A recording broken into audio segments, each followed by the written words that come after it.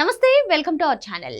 AP deputy speaker triple R Raghuramakrishnaraju గారి time start అయింది. అదేంటి, కూటమి ప్రభుత్వం అధికారంలోకి రాగానే ఆయన డిప్యూటీ స్పీకర్ అయ్యారు, అప్పటి నుంచి ఆయన టైం స్టార్ట్ అయింది అనే డౌట్ వస్తుందా? ఇక్కడే ఒక చిన్న అంశం ఉంది. అదేంటి అంటే, ఈవెన్ కూటమి ప్రభుత్వం అధికారంలోకి వచ్చినప్పటికీ కూడా తనపై ఏదైతే కస్టోడియల్ టార్చర్ చేశారో ఆ కేసు ముందుకు వెళ్ళట్లేదు అంటూ ఆయన ఒకానొకసారి ఆవేదన కూడా వ్యక్తం చేశారు. అంతేకాకుండా పలు ప్రెస్ మీట్లో కూడా ఆయన కొంచెం ఎమోషనల్గా కూడా గురయ్యారు. సో మరి మొత్తానికి ఆ కస్టోడియల్ టార్చర్ కేసులో ప్రధాన నిందితుడిగా ఉన్నటువంటి నాటి CID chief PV Sunil Kumar పైన కూడా ప్రస్తుతం సస్పెన్షన్ వేటు ఉంది. అది వేరే చాప్టర్, అది మళ్ళీ మాట్లాడుకుందాం.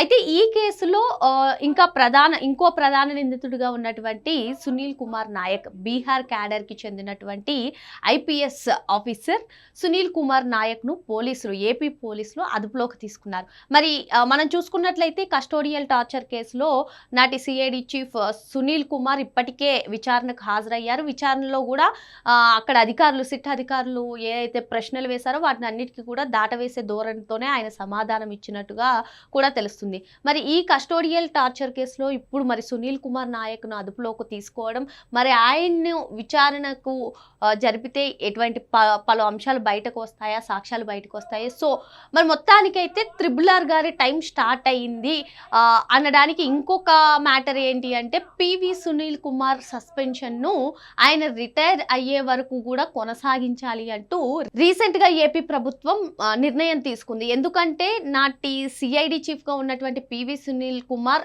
అధికార దుర్వినియోగానికి పాల్పడి కస్టోడియల్ టార్చర్ కేసే కాదు ఇంకా చాలా వాటిల్లో అధికార దుర్వినియోగానికి పాల్పడ్డారని చెప్పి ఆయన పైన పలు ఆరోపణలు ఉన్నాయి.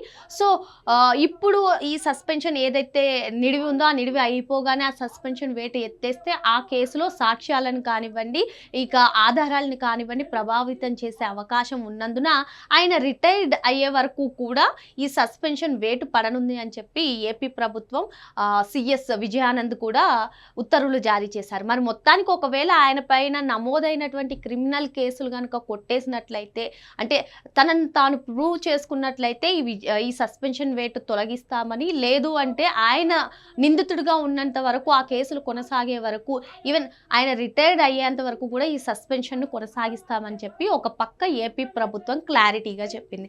మరో పక్క ఈ కేసులో నిందితుడిగా అంటే పివి సునీల్ కుమార్ తర్వాత ఈయనే ప్రధాన నిందితుడు అని కూడా మనం చెప్పుకోవచ్చు. అటువంటి పివి సునీల్ కుమార్ తర్వాత ఏదైతే ప్రధాన నిందితుడిగా అని చెప్పుకోవచ్చు సునీల్ కుమార్ నాయక్ను కూడా పోలీసులు అదుపులోకి తీసుకోవడం ప్రస్తుతం అయితే చర్చనీయాంశంగా మారింది.